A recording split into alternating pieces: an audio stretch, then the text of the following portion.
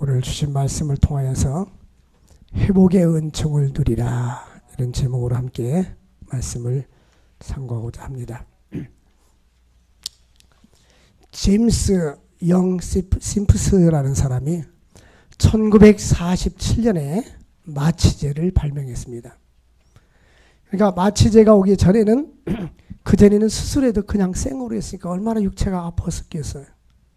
그러니까 이 마취제가 발명된 지가 오래되지 않았습니다. 근데 마취제를 발명한 그 심프스는 이런 이야기를 했어요. 나의 일생 중에 가장 큰 발명은 예수 그리스도십니다. 마취제를 발견한 것보다 자기가 예수 그리스도를 만나고 예수 그리스도를 발견했다는 것이 가장 큰 발명이다. 왜냐하면 그분은 나의 구세주이기 때문이다. 여러분, 우리가 예수님을 만났던 것은 최고의 축복입니다. 어떤 사람은 교회를 다녀도 아직도 예수님에 대한 만남이 없는 사람이 있어요. 내 마음속에 예수님이 믿어지는 것은 놀라운 축복입니다. 내 마음속에 예수님을 믿어지는 것은 내가 믿어지는 것이 아니라 하나님 성령께서 내 안에 오셔서 물과 성령으로 거듭남을 주셨기 때문인 거예요. 오늘날 만약에 수술을 하는데 마취제가 없었다면 어떻겠습니까? 예수님은 우리의 생명이십니다. 선한 목자요 온 우주를 다스리는 만왕의 왕이 되어주시는 것입니다. 예수 그리스도는 우리의 삶의 만족과 감사와 안식을 주시는 것입니다. 주께 주시는 그 기쁨은 세상 어떤 것과 바꿀 수가 없는 것입니다. 그래서 세상에서 행복과 만족을 찾으려고 하니까 아무것도 세상에서 행복과 만족이 없어요. 그래서 예수님께서는 수고하고 무거운 짐진 자들아 다 내게로 오라. 내가 너희를 쉬게 하리라. 그 웨스트민스터 지하묘에 이런 글이 있습니다. 한 영국의 성공의 주교의 무덤 앞에 이런 글이 적혀 있었습니다. 내가 젊고 자유로워서 상상력의 한계가 없을 때는 나는 이 세상을 변화시키겠다라는 꿈을 가졌다. 그러나 좀 더 나이를 먹고 지혜를 얻었을 때 나는 세상이 변하지 않는 것을 알았다. 그래서 내 시야는 약간 좁혀 내가 살고 있는 나라를 변화시켜야 되겠다고 결심했다. 그러나 그건 역시 또한 불가능한 일이었다. 황혼이 나이가 되었을 때 나는 마지막 시도로 나와 가장 가까운 내 가족을 변화시키겠다고 마음을 정했다. 그러나 아무도 달라지지 않았다. 이제 죽음을 맞이하기 위해 누운 자리에서 나는 문득 깨닫는다. 만일 내가 내 자신을 먼저 변화시켰더라면 그것을 보고 내 가족이 변화되었을 것을, 또한 그것의 용기를 얻어 내 나를 더 좋은 곳으로 바꿀 수 있었을 것을, 그리고 누가 아는가 세상도 변화되었을 것을. 이 말은 무슨 말입니까? 사람들은 자기는 변화시키려고 않고 세상을 변화시키려고 하고 나라를 변화시키려고 하고 다른 사람을 변화시키려고 하고, 왜 저 사람은 저러지? 왜 저 사람은 저렇게 살지? 자기 자신은 모르고 주변 사람만 변화시키려고 하니까 변화된 것이 아무것도 없고 가족도 변화되지 않았더라는 것입니다. 이제 뒤늦게 죽음 앞에서 깨달은 것이 내가 먼저 변화되었더라면, 내가 변화되었다면 나 때문에 가족이 변화되고 나라가 변화되고 민족이 변화되었을 것을. 근데 우리들도 오늘 이 시간에도 변화의 시간이 될 수 있기를 바랍니다. 회복의 시간이 될 수 있기를 바랍니다. 회복은 무언가 상실이 되었을 때 회복이라는 단어를 씁니다. 육체가 병들었을 때는 다시 육체가 회복될 것을 원하고, 또한 경제적으로 많은 손실과 피해를 봤을 때는 경제적으로 회복을 원하고, 인간관계가 깨지고 문제가 생겼을 때는 인간관계가 회복되기를 원합니다. 오늘 이 시대는 영적으로 육체적으로 질병의 문제와 가정의 문제와 인간관계의 문제나 여러 가지 사회적인 문제, 정치하는 사람들은 정치적인 다양한 문제 속에서 살고 있습니다. 오늘 이 시대에 우리는 회복이 필요합니다.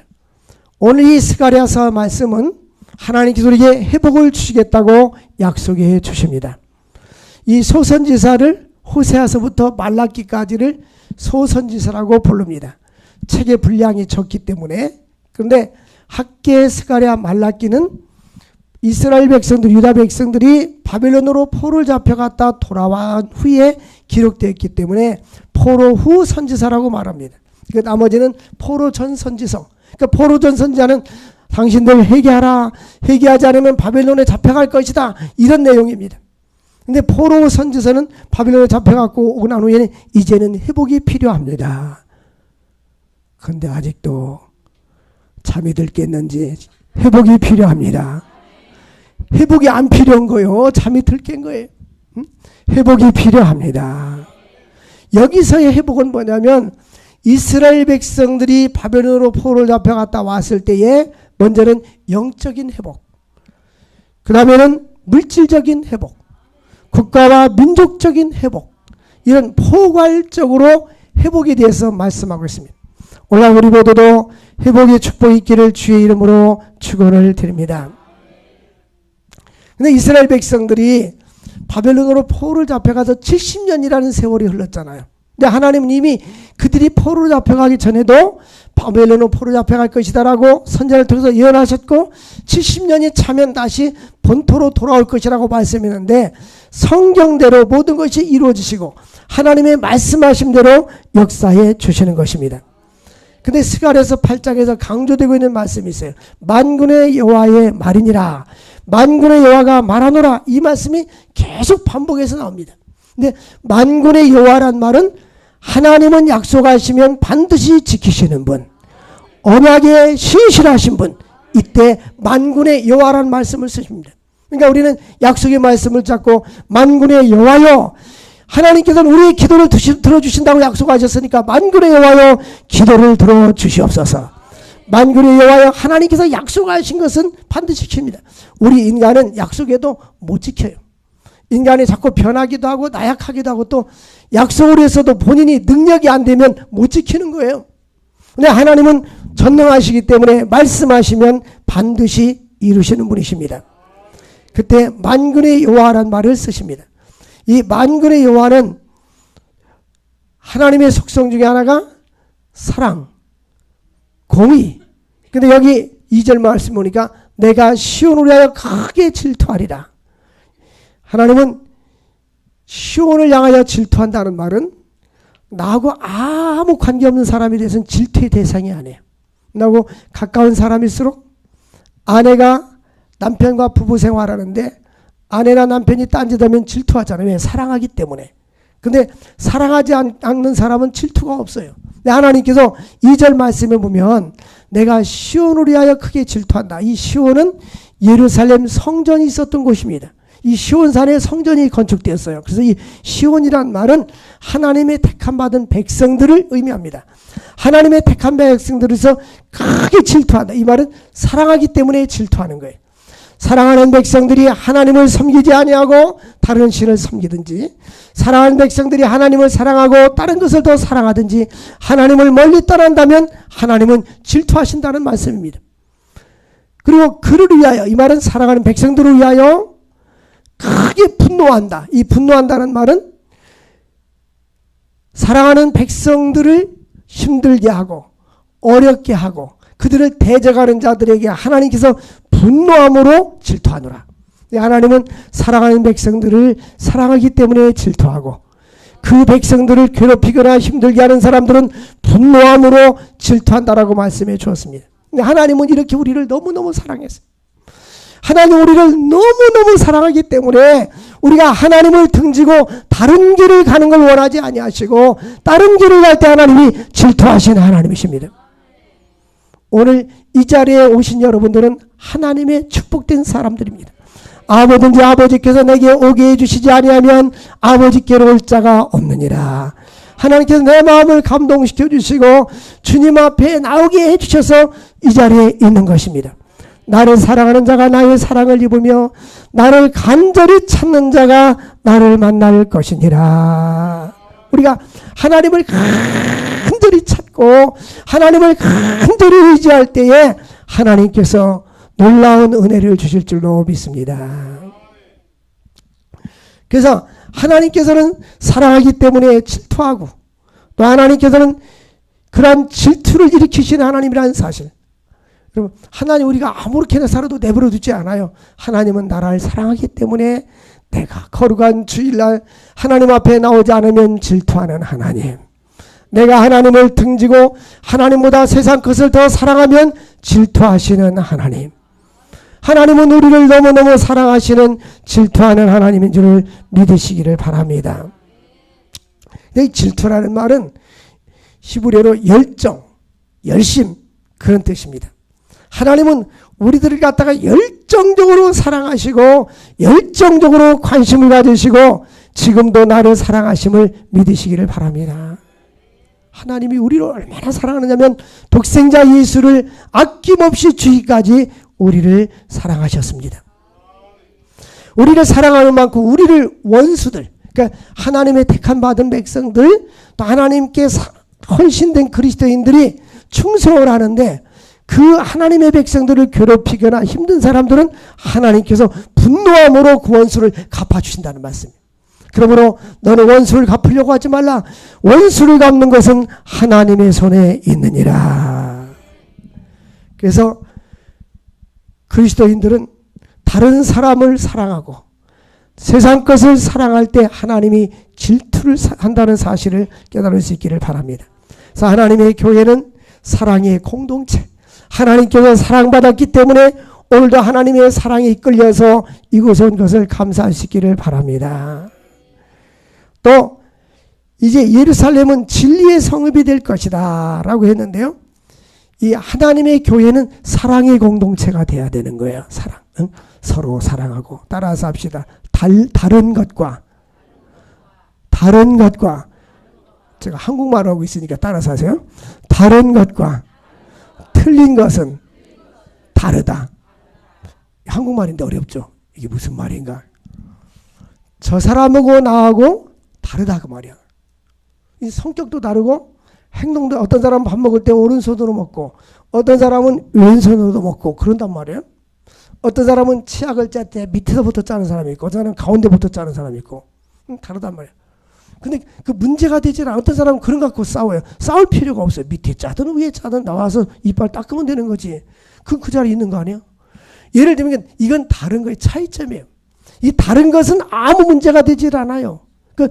따라서 합시다. 다른 것 때문에 싸우지 말자. 이 다르기 때문에 조화가 이루어지는 거예요. 다른 것 때문에.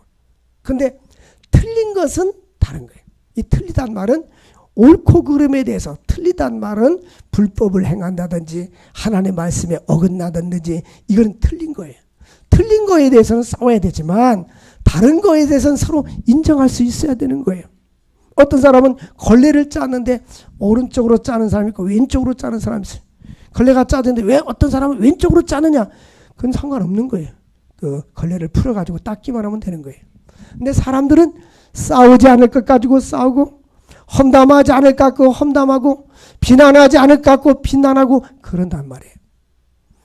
그래서 우리 그리스도인들의 공동체는 사랑의 공동체가 돼야 되는 거예요. 그럴 수 있나가 아니고 그럴 수 있지. 그럴 수 있지. 그래서 예루살렘의 공동체는 사랑의 공동체입니다.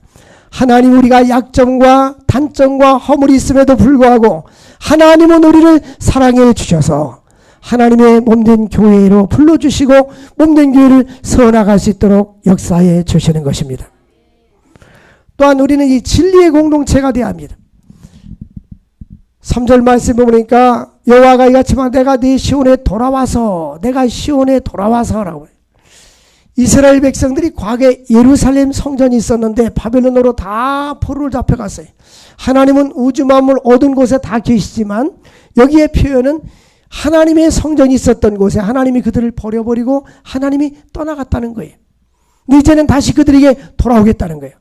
우리 인생의 가장 비참한 것이 뭐냐? 하나님이 떠나가는 거예요. 주 떠나가시면 내 생명 헛되네 그랬잖아요. 구약시대 때 보니까 사울이, 하나님의 영이 사울에서 떠나니까 악신이 들어왔더라는 거예요.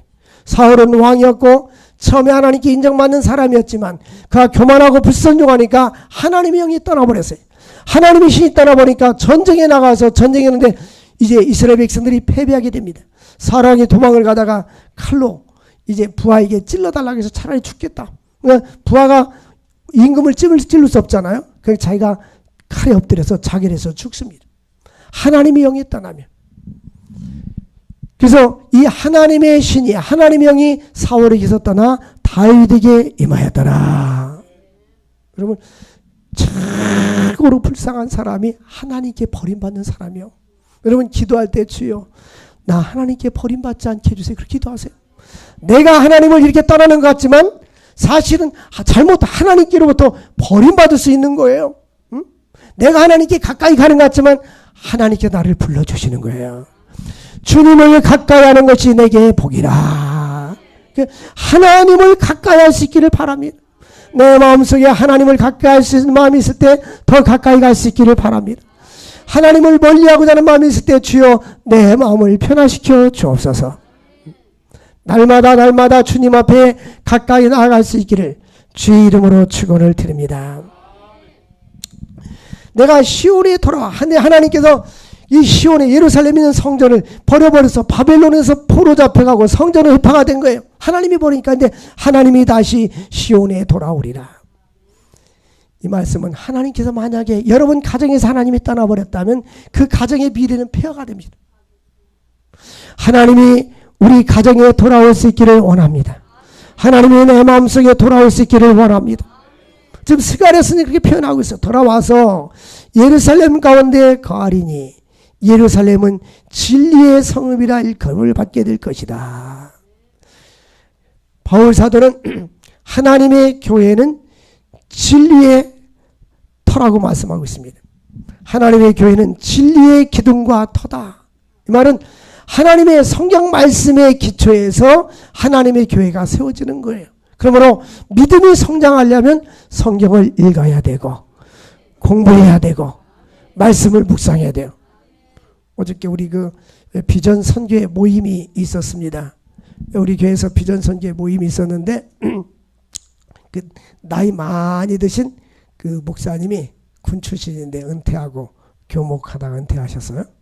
그분이 연세가 몇이요? 오니까 내가 지금 그 80이 가까워진다고 이렇게 표현하는 거예요.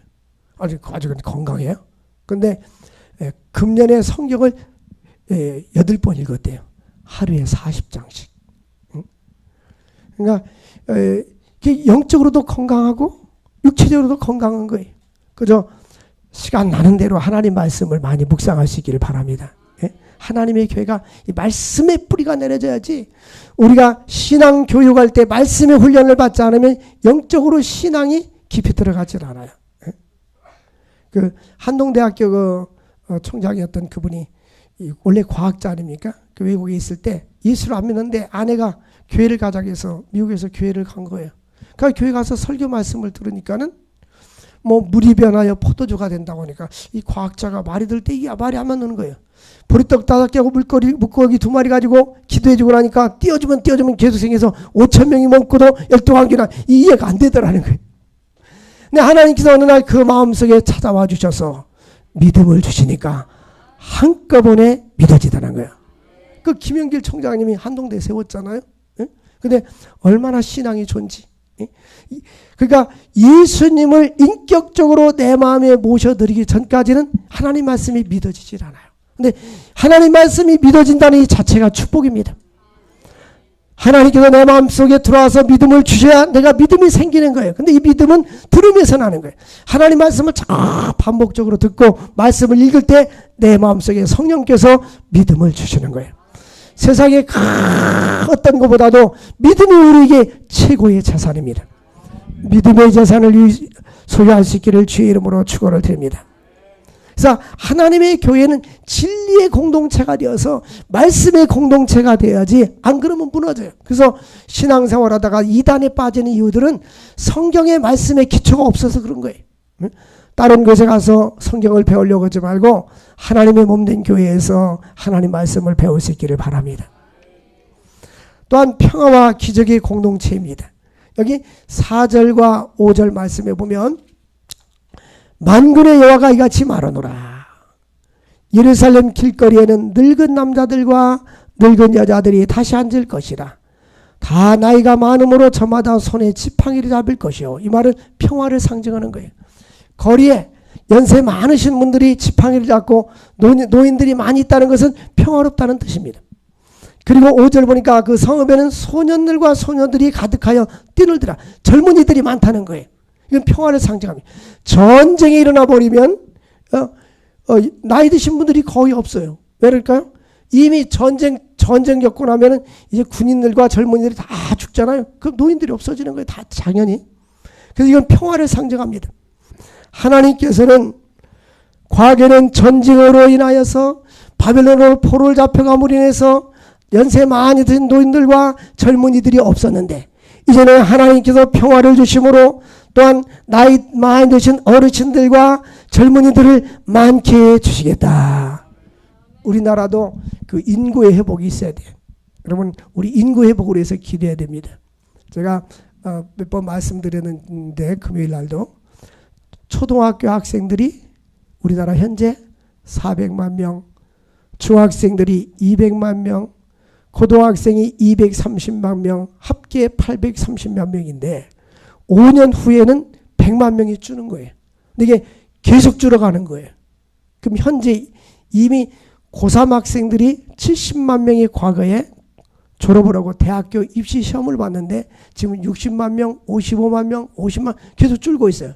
그래서 교과부에서는 대학 입학 정원을 줄여라 각 대학들마다. 그래서 다 줄이고 있어요 지금요.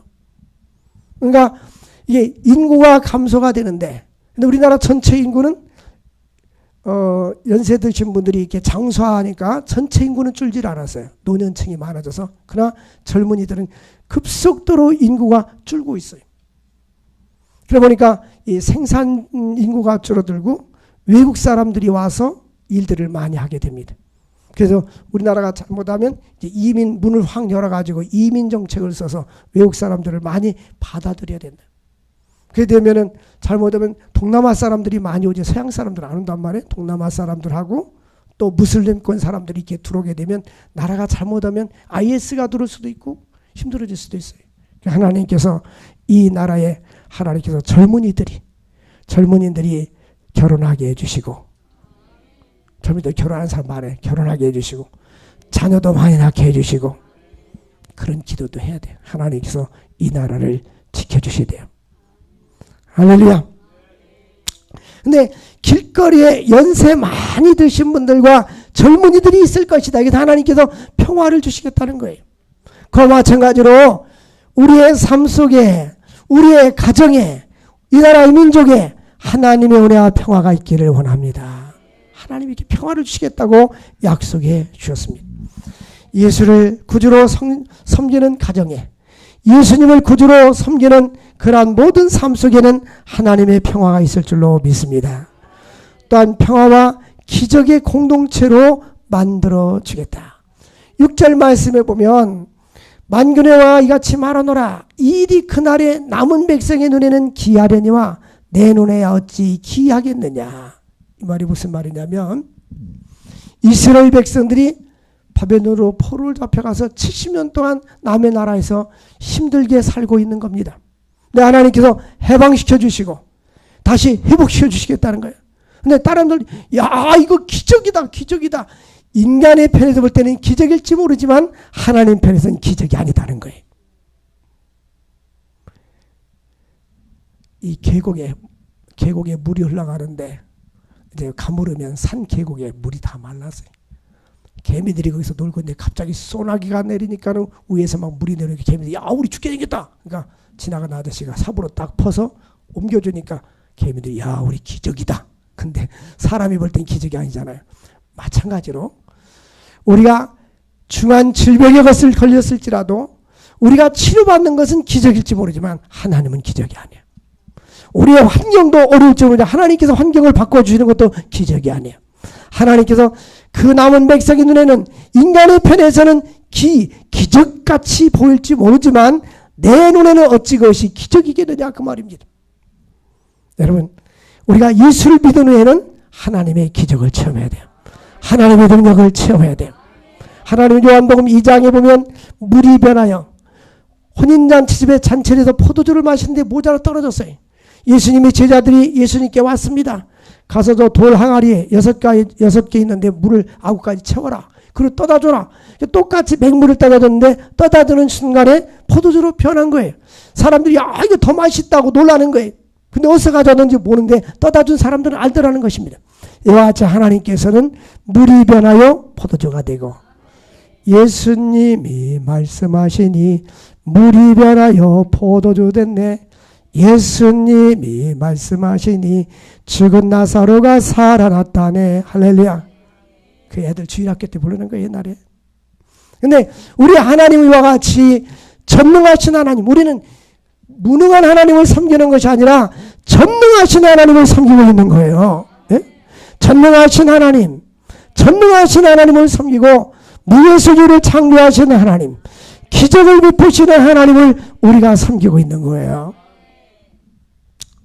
그래서 우리의 삶 속에 많은 기적을 체험할 수 있기를 바랍니다.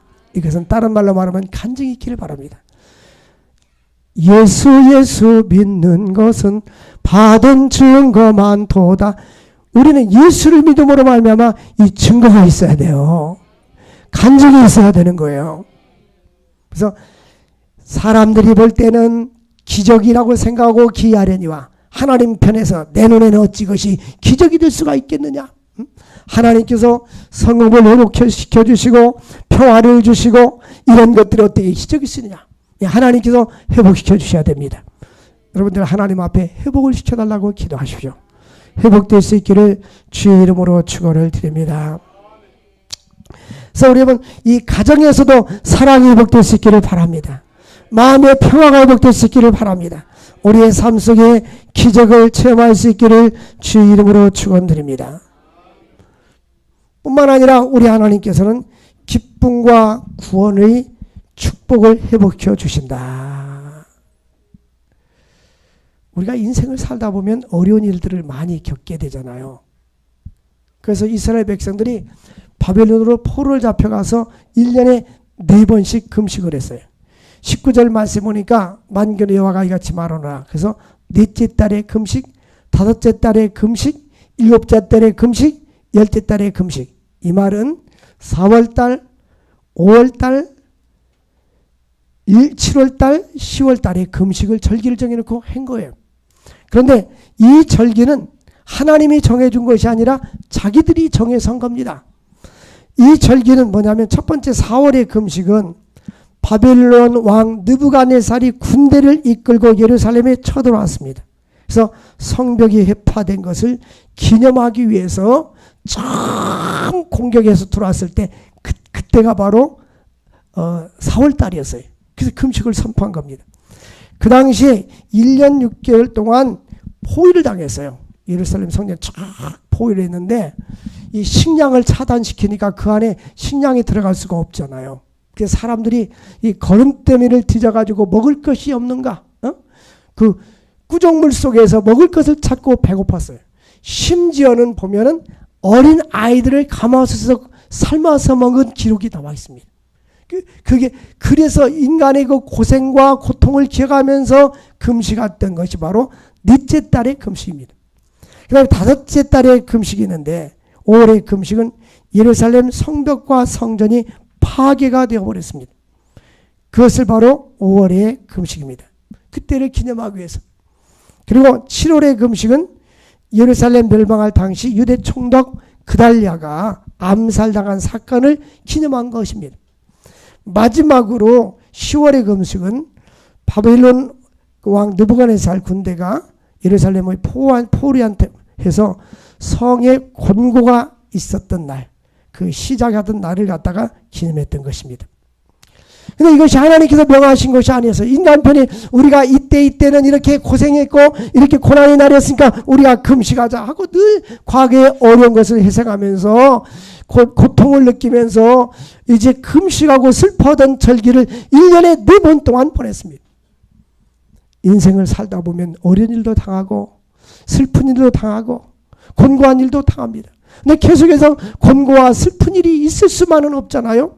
그래서 하나님께서 19절의 하반절에 보니까 이제는 유다 족속에게 기쁨과 즐거움과 희락의 절기들이 될 것이다. 따라서 합시다. 금식이 변하여. 19절 보니까 이제같이 슬퍼하고 금식하던 날이 변하여 이제는 즐거움과 기쁨과 희락의 절기가 될 것이다. 여러분, 이러한 회복의 축복이 있기를 바랍니다.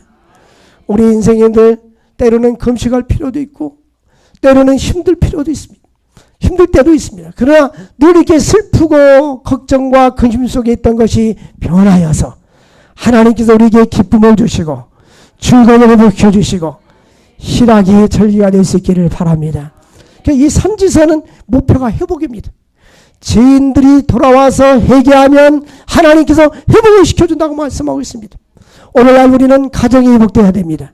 나의 내면이 회복되어야 됩니다. 믿음이 회복되어야 되는 것입니다. 경제가 회복되어야 합니다. 지금 한국도 보면 이 이념과 사상의 전쟁이 붙어버렸어요. 이미 오래전에 그 문명의 충돌이라는 책이 나왔었는데 보면 이 진보주의와 보수의 이 충돌이 계속 있는 것입니다. 우리는 하나가 되어야 됩니다. 예수 안에서 하나가 될 수 있기를 바랍니다. 그래서 하나님께서는 이들에게 이와 같이 심령의 축복과 심령의 회복과 마음의 회복을 약속해 주셨습니다. 우리 모두 주 안에서 영적인 회복으로 기쁨을 누릴 수 있기를 주의 이름으로 축원을 드립니다. 또 뿐만 아니라 하나님께서는 이 영적인 회복이 오면 하나님께서 이 물질적인 회복도 같이 말씀하셨습니다. 12절 말씀이니까 곧 평강의 씨앗을 얻을 것이라. 포도나무가 열매를 맺으며 땅에 산에 물을 내며 하늘은 이슬을 내리리니 내가 이 남은 백성으로 이 모든 것을 누리게 하리라. 이슬은 보이지 않게 축축하게 내려지잖아요. 이 이슬 같은 축복은 이 영적인 축복과 함께 보이지 않는 하나님께서 끊임없는 하나님의 축복을 말씀하고 있는 것입니다. 그래서 땅을 촉촉이 적셔서 씨앗을 뿌리면 씨앗이 싹이 나서 자랄 수 있도록 하는 그러한 축복을 말씀하고 있습니다. 근데 이 축복은, 이러한 말씀은 전제 조건이 뭐냐? 반드시 회개해야 되는 거예요. 인간들이 회개하지 않으니까 바벨론으로 포를 잡혀가게 해서 고난을 주고 고난 가운데 그들이 회개하니까 때가 되면 하나님께서 회복의 축복을 누리게 해주신 것입니다. 그래서 우리는 회복이 필요한데 가만히 있으면 하나님 회복 주는 게 아니에요. 하나님 앞에 내가 바르게 서야 되는 거예요. 하나님 앞에 죄를 회개해야 됩니다. 회개를 전제로 한 회복입니다. 그래서 예수님께서도 회개하라 천국이 가까웠느니라. 세례요한도 회개하라 천국이 가까웠느니라. 하나님께 집중하지 못했던들 우리 모두들 하나님께 집중할 수 있기를 바랍니다. 하나님께 집중하고 믿음으로 나가고 회복의 축복을 누릴 수 있기를 바랍니다. 지금 나의 삶의 회복을 원한다면 먼저 내가 하나님께로 내 마음이 주님께로 나가야 됩니다. 하나님께 회개해야 됩니다. 그 하나님 앞에 바로 선 그때 하나님께서는 말없이 이슬 같은 축복을 주시고 조용히 나에게 다가와 주시고 역사해 주시는 것입니다. 13절 보면 이렇게 말씀합니다. 유다 족속아 이스라엘 족속아 너희가 이방인 가운데서 저주가 되었었으나 과거에는 저주를 받았다 그 말이야. 바벨론에 끌려가고 저주왔던 그런 삶을 살았지만은 이제는 내가 너희를 구원하여 믿습니까? 여기서 이제 구원이라는 말은 죄에서 구원뿐만 아니라 우리의 삶의 모든 환경까지도 포괄적으로 구원하여서 너희가 복이 되게 하리라. 두려워하지 말지니라 손을 견고히 할지니라. 여러분 믿음으로 살 수 있기를 바랍니다. 하나님을 견고히 의지할 수 있기를 바랍니다. 9절 하반절에도 보니까 너희는 손을 견고히 할지어다. 흔들림이 없이 주님을 섬기고 신앙생활하는 거예요. 이 바로 앞에 있는 학계에서 스가랴 말라기는 포로 선지서입니다. 바로 앞에 학계는 나이 많은 선지자인데 이스라엘 백성들이 바벨론에 가니까 성전이 없었고 예배당이 없었어요. 예배당이 없는 곳에 갔더니 너무나 인생이 공고합니다. 지금 한국은 교회가 얼마나 많아요. 이 근처에도 옆에도 있고 위에도 있고 그냥 1m 안에는 한 20개 1km 안에 20개 교회가 있는 것 같아요. 근데 저도 처음에 군대 갔을 때 최전방에 민간인 통제구역 안에 들어가 있었어요. 그 GOP 구역인데 거기는 예배당이 없어요. 그 안에. 그 주일날 예배 드릴 곳이 없어요. 그 군목이 가끔 한 달에 와서 예배 드리고. 그래서 전 주일날 그 6개월 동안 근무하면서 행정병이었는데 그 D산에 가서 기도하는데 고참들이 찾는 거예요. 혹시 탈영이 나지 않았을까 하고 철조망 넘으면 북한이니까. 그런데 빨래를 모아가지고, 다른 사람들은 토요일날 빨래하는데 저는 주일날 모아가지고 고참들한테 빨래를 하겠습니다. 갔다 오라. 그러면 시내가에 가서 그 빨래하고 그 찬양하는 거예요. 그때 가장 많이 불렀던 찬송이 큰 물결이 설레는 모든 바다. 그 물이 이렇게 쭉 흘러서 북한으로 갔어요. 근데 그러면서 신앙생활을 했는데 지금은 예배당이 아무데나 있으니까 더 안 나와요.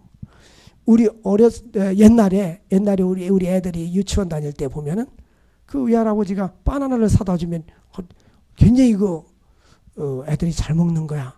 근데 나는 안 주는 거야. 그거 먹고 싶은데. 비싸니까. 옛날에 바나나 몇 개만 해도 5,000원, 만원. 근데 지금은 한 보따리 3,000원 해도 사람을 잘 안 사 먹어요. 흔하니까. 귀한 줄 몰라. 예배당이 많으니까 한국에 목사님들이 많고 예배당이 많으니까 귀한 줄을 몰라요.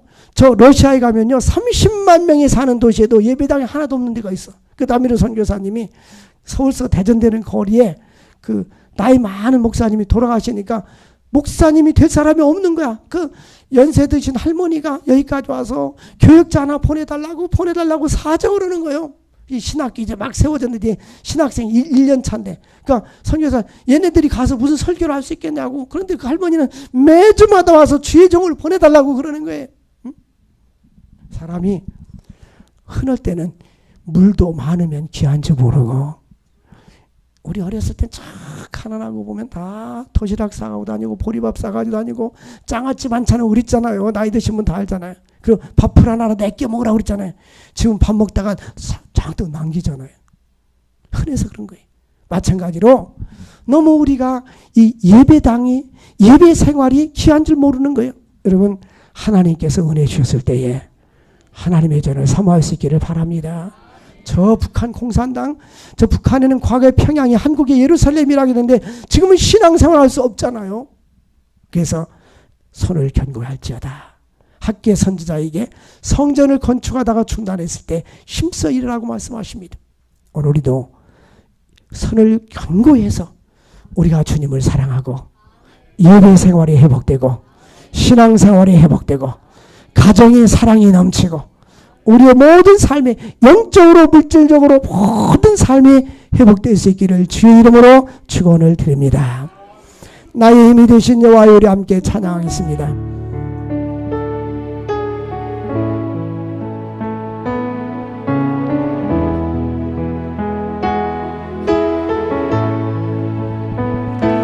나의 힘이 되신 여호와여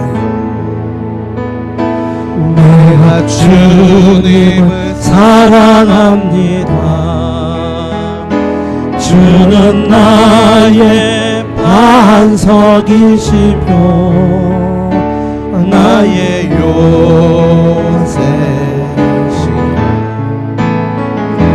주는 나를 건지시는 나의 주 나의 하나님 나의 피할 바위시요 나의 방패시라 나의 하나님 나의 하나님 구원의 뿌리시요 나의 산성이라 나의 하나님 나의 하나님 그는 나의 여호와 나의 구세주 나의 하나님 나의 하나님 나의 하나님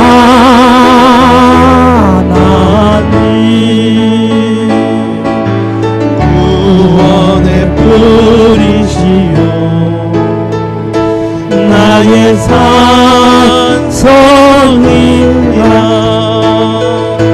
나의 하나님